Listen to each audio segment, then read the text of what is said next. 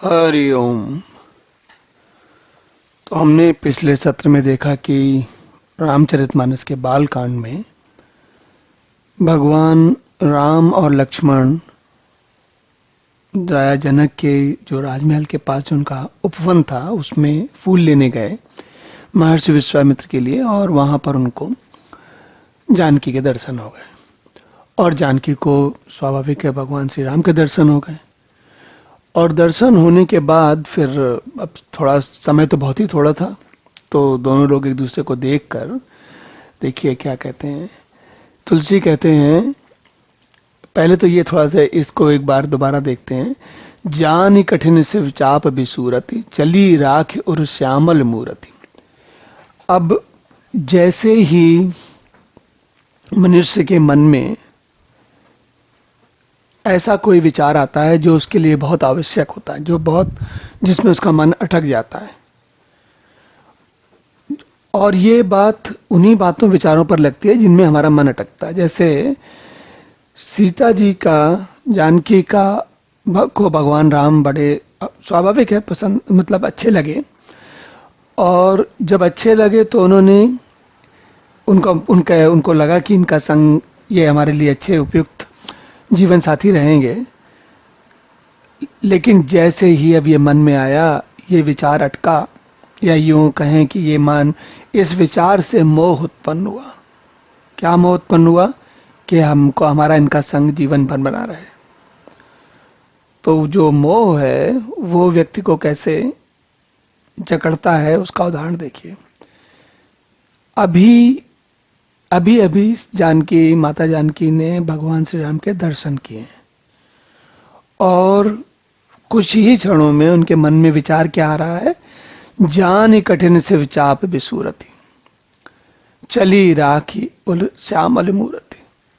शिव का चाप, जो शिव का धनुष है, वो माँ जानकी के मन में आ रहा है कि वो तो बहुत कठिन है, इतना सरल नहीं है कि भगवान शिव जी के धनुष को उठाकर उसकी प्रत्यंचा चढ़ाई जाए या ऐसा कुछ किया जाए, उसका प्रयोग किया जाए। और यहां से मन में जो वो आशंका होती है वो उत्पन्न होती है कि अब क्या होगा, कैसे करेंगे। यदि मोह न हो तो ऐसी कोई समस्या नहीं। कुछ क्षणों पहले तक ना तो माता जानकी को पता है कि भगवान राम वहां जनकपुर में टहल रहे हैं, या वो हैं, या कुछ है, कोई कुछ नहीं है। लेकिन एक क्षण के बाद सारी दुनिया बदल गई। अब उनको चिंता लग रही है कि ये भगवान शिव का धनुष जो है वो बहुत कठिन है। इसके पहले भी कठिन था, लेकिन तब वो उनके लिए चिंता का कारण नहीं था। अब वो कठिन चिंता का कारण हो गया। और मनुष्यों की, हमारी मनुष्यों के जगत में, संसार में जीवन पर्यंत यही समस्या चलती है। हमारे जहाँ कहीं हमारा मन अटक जाता है तो फिर हमें लगता है अब ये काम तो हो जाना चाहिए, और नहीं होगा, और नहीं होगा तो क्या करेंगे, और हो जाए तो कितना अच्छा रहे। तो अब ये जो अटका हुआ मन है, अगर काम पूरा हो गया तो तभी शांत होता है, और अगर काम पूरा नहीं हुआ तो कभी शांत नहीं होता। जीवन पर्यंत हमारे साथ चलता रहता है। रोज भले ना याद आए, आज से 10 साल, 15 साल, 20 साल, 25 साल, 35 साल, 40, 45 साल पहले यदि आपका कोई मन में कोई काम आया था और वो नहीं पूरा हुआ, तो आवश्यक नहीं है कि वो आपको आज भी रोज रोज परेशान करता हो, लेकिन जब कभी आ जाता है याद तब लगता है। तो जो मनुष्य का मोह है, और तुलसी भी कह रहे हैं, हमारे सारे ऋषि मुनि संत सभी कह गए हैं, मोह सारे कष्टों का कारण होता है। और भगवान, अब माता जानकी और भगवान श्री राम दोनों लोग अवतार में हैं, तो स्वाभाविक है भगवान को तो मोह लगता नहीं, लेकिन चूंकि अवतरित हुए हैं, मनुष्य के रूप में अवतरित हुए हैं, तो मनुष्यों की जैसा चरित्र कर रहे हैं। और उधर क्या हुआ? जब प्रभु जब जात जानकी जानी, सुख स्नेह शोभा गुण खानी। तो प्रभु ने, भगवान ने जब उनको जाना कि अब जानकी जा रही हैं, मतलब ये लोग जाने वाले हैं, हम लोग भी जाने वाले हैं, और अगर भगवान को भगवान की जगह थोड़ी देर के लिए मनुष्य माने, तो उन्हें भी नहीं पता था कि हम सीता जी को देखने वाले हैं, और दिख गई तो जो वो जा रही हैं इस बात पर भी ध्यान नहीं, तो क्या, कौन जा रहा है, कौन आ रहा है, कौन किसका ध्यान देता है। लेकिन अब तो मन अटक गया है। और हम देखेंगे कि रामचरितमानस में या कहीं और जो भी हमारे, जैसे भगवान राम तो अवतार हैं, लेकिन जो महापुरुष भी हैं वो भी, हमारे पास सामान्य व्यक्ति के पास भी ऐसी समस्या आती है और महापुरुषों के पास भी आती है, और भगवान तो केवल चरित्र कर रहे हैं दिखाने के लिए। तो क्या होता है कि वो समस्या का को कैसे संभालते हैं, वो सबकी अलग अलग स्थिति होती है। तो कहते हैं, आगे बढ़ते हैं, तुलसी कहते हैं, परम प्रेम में मृदु मस्कीनी, चारु चित्त भीति लिख लीनी, गई भवानी भवन भौरी, बंदी चरण बोली करजोरी। अब देखिए इस चौपाई में दोनों लग काम हो गए। पहली बात तो ये होगी, परम प्रेम में मृदु मस्कीनी, चारु चित्त भीति लिख लीनी। तो प्रेम की, परम प्रेम में, भगवान ने परम प्रेम में क्या किया, बहुत ही कोमल स्याही में, देखिए जब कोई बहुत आपको अच्छा लगता है या जिसके प्रति आपको विशेष स्नेह होता है तो वहाँ क्या भाव बड़े कोमल होते हैं। तो कहते हैं प्रेम में मृदु मस्कीनी, बहुत कोमल स्याही से भगवान ने क्या किया, चारु चित्त भीति लिख लीनी। तो जो उनका जो चित्त, जो भगवान राम को जो माँ जानकी का स्वरूप, जो रूप दिख रहा था, उसका चित्र उन्होंने अपने मन में लिख लिया। चारु चित्त में, अपने चित्त में भीति, वैसे तो कहते हैं कि जो पटल होता है, लेकिन यहाँ पर ये समझ लीजिए, अब इसको काव्य अपनी जगह है और काव्य का आनंद तो हम ले ही रहे हैं, चारु चित्त भीति लिख लेनी, उसी से कितना अच्छा आनंद आ रहा है। लेकिन अगर साधारण भाषा में कहें, हम आज की जो बोलचाल की भाषा में कहें, तो क्या होता है, जो रूप, जो दृश्य, जो जैसी छवि दिखी वो आपके मन में अंकित हो गई। मन में अंकित हो गई का अर्थ ये हुआ कि वो रह गई, आपके मन में ठहर गई, स्थिर हो गई। और जो भी हम नश्वर जगत के प्राणी हैं, हम जहाँ जिसकी जैसा जीवन है, उसको अलग अलग प्रकार के चित्र हमारे मन में ठहर जाते हैं।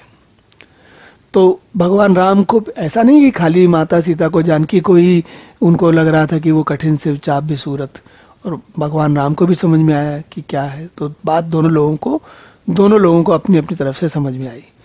अब उसके बाद क्या, गई भवानी भवन भौरी, बंदी चरण बोली करजोरी। अब जो है, अब यहाँ का जो वार्तालाप है वो थोड़ा सा एक अलग ही प्रकार का है।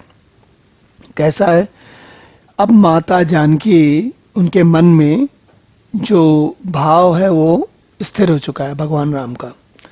तो गई वो भवानी भवन भौरी, भवानी के मंदिर में गई, माता पार्वती के मंदिर में गई, और उनके चरण, बंदी चरण बोली करजोरी, उनके पर चरण पकड़ के, मूर्ति भगवान, और हम सभी करते हैं, जो भगवान की मूर्ति के सामने पहुंचते तो क्या होता है, भगवान के चरण पे अपना मस्तक टिकाते हैं, उनके हाथों से पकड़ते हैं, जो भी जैसी जिसको जैसा समझ में आता है। कोई साष्टांग दंडवत करता है, लेकिन हम सभी तब वहां क्या होता है, नतमस्तक होते हैं।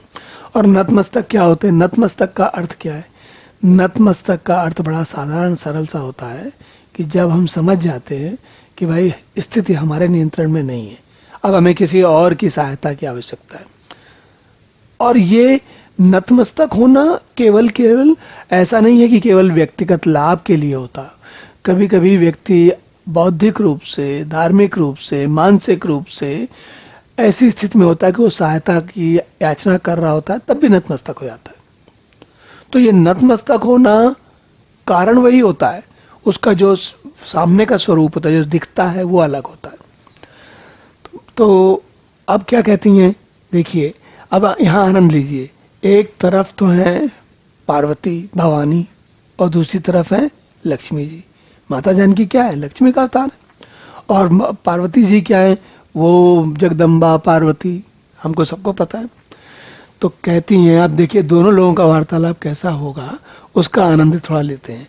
यहाँ पर आप ये समझ लीजिए कि हम सभी लोग सोच भी नहीं सकते कि ये दोनों लोग, माता पार्वती और माता जानकी, या लक्ष्मी नारायण की लक्ष्मी और शंकर पार्वती की पार्वती, इनका वार्तालाप मनुष्यों के लिए कैसा हो रहा है। ये लोग जो हैं जो वास्तव में ये हैं वो तो एक अलग बात है, पर मनुष्यों को उनका वार्तालाप कैसा लगता है उसका आनंद तुलसी ने बहुत ही सुंदर चित्रित किया है। इसका आनंद लेते हैं। तो कहते हैं, नहीं तव आदि मध्य अवसाना, अमित प्रभाव वेद नहीं जाना, भव भव विभव पराभव कारिणी, विश्व विमोहनी स्वबस विहारिणी। अब माता जानकी माता पार्वती के लिए कह रही है, आपका न आदि मध्य अवसाना, नहीं तब आदि मध्य अवसाना। तो आपका न आदि है, न मध्य है, न अंत है। आपके असीम प्रभाव को वेद भी नहीं जानते। और आप भव भव विभव, आप संसार को, ये जो भव संसार है, इसके भव मतलब जन्म लेने का कारण, और विभव मतलब विभव पराभव, उसके विशेष रूप से बढ़ने का कारण, और पराभव मतलब कि समाप्त होने का कारण, ये सभी आप हो। और विश्व विमोहनी स्ववश विहारिणी, आप संसार को उत्पन्न पालन करने वाली हैं। ये तो पहले वाली लाइन का नाम हुआ भव भव विभव पराभव कारिणी। और दूसरी वाली जो ये पंक्ति है, इसका अर्थ होता है विश्व विमोहनी, विश्व को मोहित करने वाली, और स्ववश विहारिणी, अपनी इच्छा से विहार करती है। तो क्या माता जानकी अपनी स्ववश अपनी इच्छा से विहार नहीं करती? नहीं, वो भी करती हैं, लेकिन जैसे हम लोग वो हिंदी फिल्में देखते हैं ना, तो जब कोई किसी कैरेक्टर में होता है तो वो कैरेक्टर वाली बात करता है। तो जानकी जी क्या है, वो मनुष्य के कैरेक्टर में है, तो वो भी मनुष्य के कैरेक्टर जैसी बात कर रही हैं। और क्या कह रही हैं कि लेकिन तुलसी जो है वो अपना बात अलग ही प्रकार से कह जाते हैं। माता जानकी यदि सामान्य महिला होती, सामान्य स्त्री होती, सामान्य लड़की होती, तो वो सोच के देखिए आप, कौन सी सामान्य लड़की होगी जो भगवान के मंदिर में जाए, माता पार्वती के मंदिर में जाए, किसी भगवान के मंदिर में जाए, और वो ये कहे, चरण पकड़ के सबसे पहले क्या कहे कि ना आपका आदि, ना अंत है, ना मध्य। ये जो और आप संसार को उत्पन्न, पालन और नाश करने वाली हैं। ये दोनों बातें कौन कहता है? ये बातें भक्त के मन में कम आती हैं। ये ज्ञान मार्गियों के, वेदांतियों के, उपनिषद पढ़ने वालों के, गीता पढ़ने वालों के, तर्क या बुद्धि से जो भगवान को जानना चाहते हैं, उनके मन में ऐसी बात ज्यादा आती है।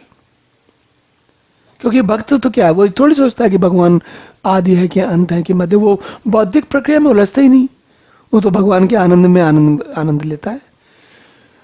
लेकिन तुलसी क्या है? और ये बात तुलसी की, अब क्या कहा जाए, बार बार समझ में आती है, इसलिए बार बार जहां दिखती है तो मन बरबस जो है, बुद्धि उस पर ध्यान देती है, और वो हम लोग देखते हैं उस बात को।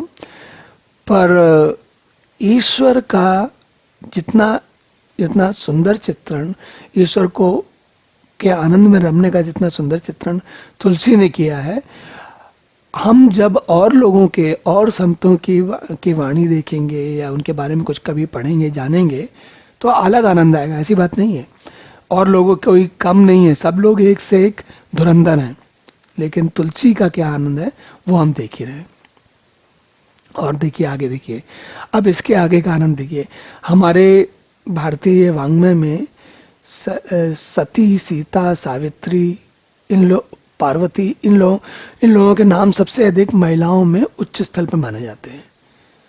आज का समय थोड़ा बदल गया है, आजकल समय में शायद हम लोग उतना ध्यान नहीं देते, लेकिन सती, अहिल्या, सीता, सावित्री, पार्वती, इनके नाम क्यों लिए जाते हैं? इसलिए नहीं जानते क्योंकि ये लोग सब लोग विशेष हैं। अब आनंद लीजिए। संभवतः आज के समय के हिसाब से उतना अभीष्ट नहीं है, लेकिन फिर भी लेते हैं आनंद। क्या कहते हैं? पति देवता सुती मोह, मातु प्रथम तवरेक, महिमा अमित न सकहीं कई, सहस शारदा शेष।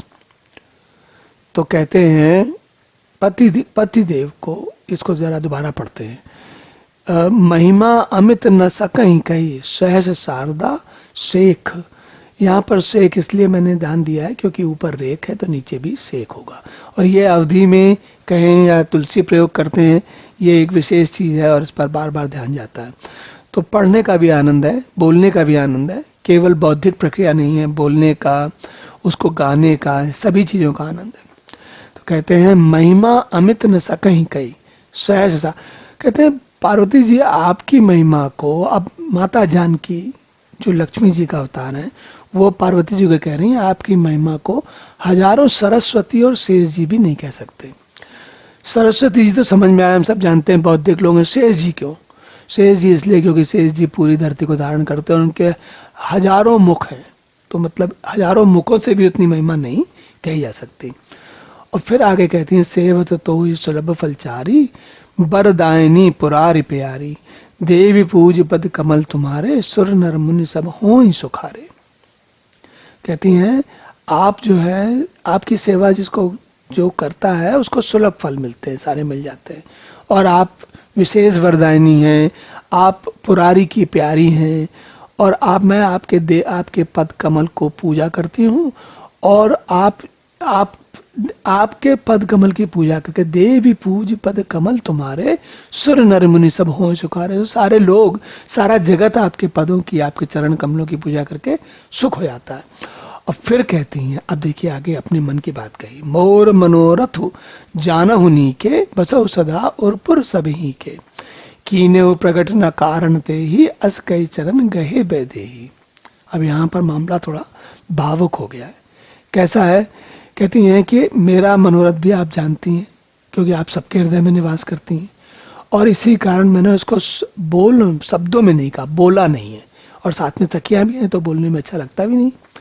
और ये कह के जानकी जी ने उनके चरण पकड़ लिए। तो अब भाव विह्वल होकर, बिल्कुल भावुक होकर जानकी जी ने पकड़ लिए। क्यों पकड़ लिए? देखिए जानकी जी हैं कैरेक्टर में, माता लक्ष्मी जानकी जी के कैरेक्टर में है, और वो क्या कह रही हैं? वो कह रही हैं, वो माता पार्वती से कह रही हैं उनके पैर पकड़ लिए। क्यों पकड़ लिए? क्योंकि मन में भगवान राम बस गए, और ऐसा अब वो चाहती कोई विघ्न न पड़ने पाए, कोई ऐसी समस्या न होने पाए कि भगवान राम से, मतलब भगवान राम उन्हें मिल जाए। अब हमने थोड़े दिन कुछ सप्ताह पहले देखा था कि माता पार्वती का क्या स्थिति भी, जब वो भीषण तप कर रही थी, बहुत दुर्गुण से तप कर रही थी, बहुत कठिन तप कर रही थी, तब माता पार्वती की स्थिति भी वैसी थी। तो अब क्या यहाँ विनय विनय प्रेम बस बही भवानी खसी माल मूरत मुस्कानी सादर से प्रसाद सिर धरे बोली गौर हरस ही भरे। अब देखिए कितना आनंद है, तुलसी का आनंद देखिए। ये आनंद भक्त ले सकता है। हम लोग, मैं कई अक्सर तुलसी के जो वेदांत की बात करते हैं उसकी बात करते रहते हैं, लेकिन तुलसी का भक्त मन क्या कह रहा है? भक्त मन कहता है विनय वे प्रेम बस भई भवानी, जो विनय और प्रेम से भवानी तुरंत जो है जानकी के वश में हो गई। और वश में क्या हो गई? हम तो जानते हैं दोनों लोग भगवान है भाई, दोनों भगवान है। तो क्या कहती हैं? खसी माल, माल जो है, माला जो है खिसक गई, और मूर्ति मुस्कानी, जो उनकी पत्थर की शिला वाली मूर्ति वही मुस्कुरा दी। अब ये आनंद भक्त का है, ये आनंद केवल भक्त ले सकता है। तार्किक बौद्धिक व्यक्ति वेदांती उसके बस की चीज ही नहीं है, वो अटक जाएगा। लेकिन भक्त को क्या आनंद है? उसे तो खसी माल मूर्ति मुस्कानी और सादर से प्रसाद सिर धरे बोली गौरी हरस ही भरे। देखिए तो ये तो उन्होंने अपनी माला खिसका दी और देख लिया, और वो जब माला खिसक गई तो सीता जी ने उसको, प्रसाद को, जो माला गिर गई थी उसको अपने सिर पर धारण किया। और जब सिर पर धारण किया तो बोली गौरी हरस ही भरे, वो भी प्रसन्न हो गई। क्या बात है, कैसा आनंद है। देखिए दोनों, अब हम लोग सोच के देखिए, कहाँ हम साधारण मनुष्य लोग, कहाँ भगवानों के भगवान, और वो लोग आपस में कैसी चर्चा कर रहे हैं। और जितने भी रामचरितमानस पढ़ने वाले लोग बाग हैं, जिन्होंने भी पढ़ा होता है, उनको ये वाली चौपाई तो लगभग सभी को पता होती है। क्या है? सुन से सत्य आशीष हमारी पूजे ही मन कामना तुम्हारी नारद वचन सदा सुचि साचा सो बरु मिले जा ही मनुराचा। अपनों ने कह दिया, देखो सतीता सुन सी सत्य, मेरी सत्य आशीष मेरी सुनो कि तुम्हारी मन की कामना हमेशा पूर्ण होगी, और नारद का वचन जो है वो हमेशा सच होता है, और जो तुम चाहते हो, जिसमें तुम्हारा मन अनुरक्त हो गया है, वही वर तुमको मिलेगा। तो आनंद ये है कि अभी अभी भगवान माता जानकी के मन में स्वाभाविक है शिव चाप को लेकर कष्ट हुआ होगा कि पता नहीं शिव चाप भगवान राम तोड़ पाएंगे कि नहीं तोड़ पाएंगे, और जैसे ही कष्ट हुआ तो उन्होंने तुरंत माता पार्वती को साधा और उन्होंने तुरंत वर दे दिया, तो तुरंत कष्ट का निवारण हो गया।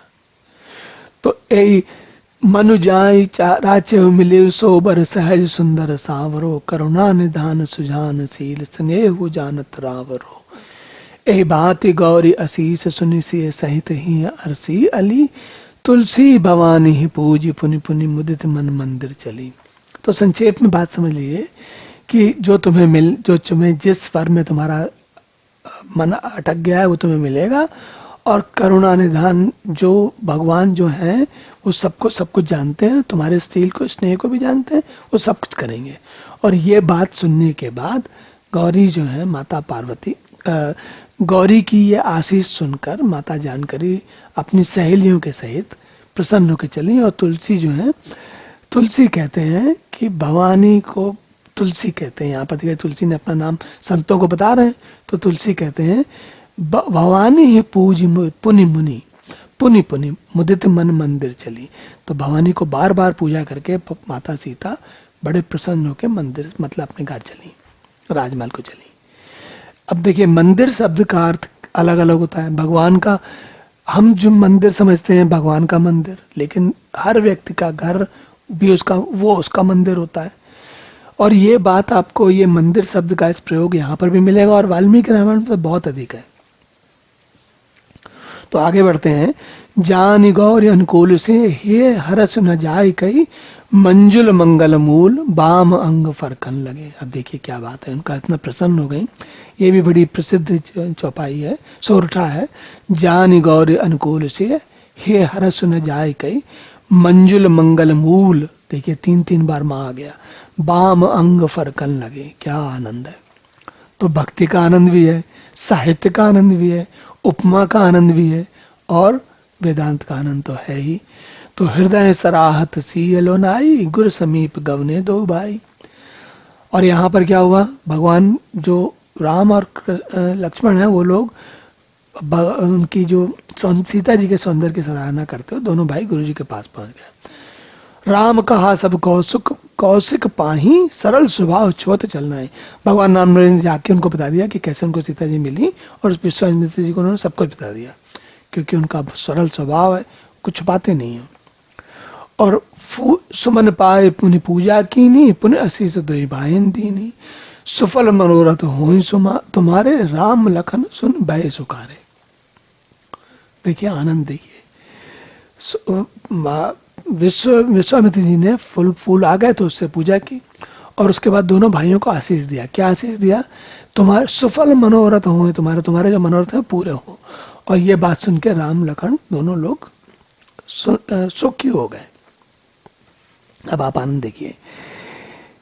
करि भोजन मुनिवर विज्ञानी, लगे कहन कछु कथा पुरानी, विगत दिवस गुरु आय सुपाई, संध्या करन चले दो भाई। तो आनंद देखिए, जो महर्षि विश्वामित्र हैं, भगवान राम हैं, लक्ष्मण हैं, सब लोग एक दूसरे को जान रहे हैं, लेकिन फिर भी एक दूसरे को कह रहे हैं कि भाई भगवान राम भगवान राम लक्ष्मण को महर्षि विश्वामित्र आशीर्वाद दे रहे हैं। किसको आशीर्वाद दे रहे हैं, भगवान को आशीर्वाद दे रहे हैं, और भगवान उनका आशीर्वाद ग्रहण कर रहे हैं। और ये सुनने के बाद मुनि विश्वामित्र भगवान उन्हीं भगवान को, किन भगवान को, जिन्होंने सारा विश्व रचा है, जो संपूर्ण विश्व में सदा व्याप्त है, उन्हीं भगवान को कुछ पुरानी कथाएं कह रहे हैं। अरे भाई वो पुरानी कथाएं जब कही जाएंगी तब भी तो भगवान थे, तो भगवान को पता है नहीं, पता है, सारी पता है, लेकिन फिर भी आनंद है, बता रहे हैं दूसरे को। तो ये जो कथा का, इस काव्य का सबसे बड़ा आनंद ये है कि आपको कवि जो है वो आपको हर तरफ से कहते हैं ना ठहराते हुए संभालते हुए चलते हैं। इस बात का जितना अधिक आनंद है रामचरितमानस में वो शायद ही किसी ऐसे और किसी शास्त्र में, किसी श्रुति में, किसी अच्छी ऐसी कथा में मिलेगा। फिर कहते हैं आप अगले दिन सुबह जो है चंद्रोदय हुआ तो सब उन सीता जी को फिर से सुबह उनके मन में विचार आया। और अब क्या होता है तो देखिए, जन्म सिंधु पुनि बंधु विष दिन मनीन सकलंक से मुख समता पाव किम चंदु बापरो रंग। देखिए यहाँ पर क्या है कि तुलसी की साहित्य क्षमता जो है, उनका साहित्य सौंदर्य दिख रहा है। जन्म सिंधु, सारे खारे समुद्र में तो इसका जन्म, और विष इसका भाई कौन, चंद्रमा। तो चंद्रमा की उपमा किससे की जा रही है कि भाई चंद्रमा का जन्म जो है खारे समुद्र में होता है, इसका मुख मलिन है क्योंकि उसमें दाग आ जाता है कभी कभी, या कभी कम होता है कभी ज्यादा होता है। और ये सब कह रहे हैं कि बेचारा गरीब चंद्रमा जो है वो सीता जी के मुख से बराबरी कैसे पा सकता है। तो चंद्रमा की को नीचा दिखा दिया है। क्या? क्योंकि सीता जी का मुख जो है इतना सुंदर है कि चंद्रमा तो उसके आगे ठहरता ही नहीं है। और फिर आगे देखिए तुलसी कहते हैं, घटे बढ़ई बेरहन दुखदाई ग्रस राव निज संदेह पाई कोक शोक प्रद पंकज द्रोही अवगुण बहुत चंद्रमा तो ही। तो भगवान रामचंद्र जी जो हैं वो चंद्रमा को कह रहे हैं कि तुम्हारे में कोई स्थिति नहीं है। जो जितनी सुंदरता जानकी के सौंदर्य में मुख में है वो तुम्हारी कहीं दूर दूर तक टिकती नहीं। और फिर कहते हैं वैदेही मुख पटतर दीने होई दोष बड़ अनुचित कीने से मुख छवि विदु ब्याज बखानी गुरु पही चले निशा बड़ी जानी। यहाँ पर थोड़ा सा ध्यान ये दीजिए, हमारा आजकल का समय बदल गया है। आजकल पति पत्नी प्रेमी प्रेमिका एक दूसरे के बारे में, उनके सौंदर्य के बारे में वर्णन, उनके बारे में एक दूसरे से जो प्रेम भरे शब्द कहते हैं वो अलग प्रकार से कहते हैं। तुलसी का समय अलग है और भगवान की तो महिमा ही अलग है। तो भगवान कैसे उसके बारे में कह रहे हैं यहाँ पर तुलसी ने जब कहलाया है तो देखिए साहित्य उनका कितना सुंदर हो गया है। घटई बढ़ई बेरहन दुखदाई, चंद्रमा जो है जो घटता बढ़ता है क्या होता है, जो विरहिणी स्त्री होती है या पुरुष के लिए भी वही लगेगा, वो क्या होता है वो बार बार चंद्रमा को देख के याद करते कि पता नहीं कब प्रेमी मिलेगा या पति मिलेगा आएगा।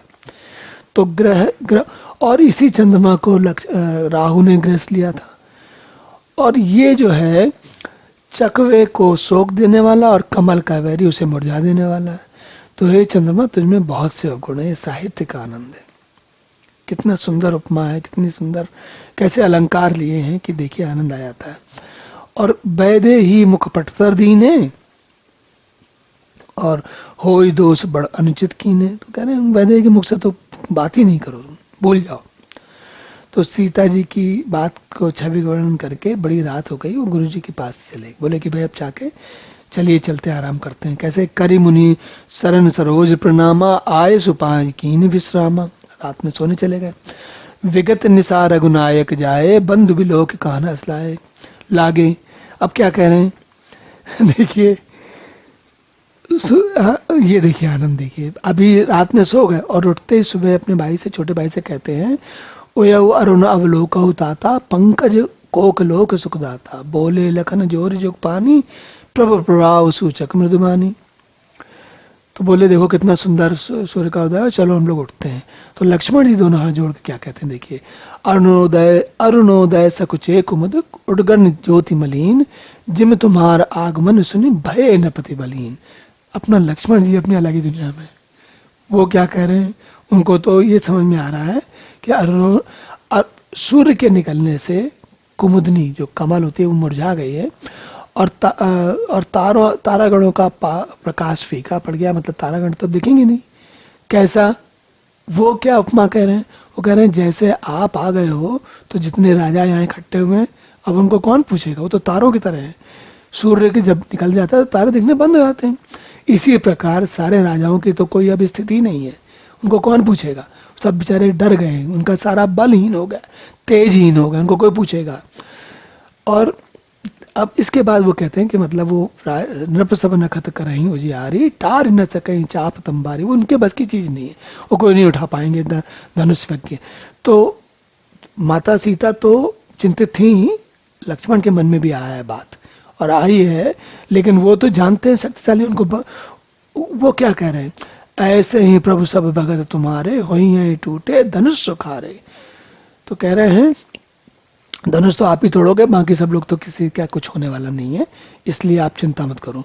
उनके मन में कुछ तो सोच होगी, तभी वो कह रहे हैं, या यूं भी कह सकते हैं कि उनके मन में पूर्ण आश्वासन है कि भगवान तो विशेष है, जो चाहे वो कर सकते हैं, और इसका आनंद हम लोग आगे जब अभी धनुष होगी तब लेंगे। यहाँ पर ये समझ लीजिए कि सतानंद तब जनक बुलाए, कौशिक मुन पही परत तुरत पटाए। जनक विनय तिन आई सुनाई, हर से बोली लिए दो भाई। तो राजा जनक ने सतानंद जी को बोल के कहा कि भाई विश्वामित्र को लेके आओ, विश्वामित्र जी को लेके आओ, और उन्होंने जाके जनक जी को मिलाया। विश्वामित्र जी ने हर्षित होकर दोनों भाइयों को बुलाया, और तब कहते हैं सतानंद पदबंदी प्रभु, सतानंद पदबंदी प्रभु बैठे गुर पही जाए, चलो उतात मुनि कहु तब पटवा जनक बुलाए। कहते हैं जनक ने बुलाया है, चलो भाई देखते हैं कि क्या वहां पर क्या कार्यक्रम है। तो आज यहीं रुकते हैं, अगले सत्र में अब आगे की कथा समझी जाएगी। तब तक के लिए हरि ओम।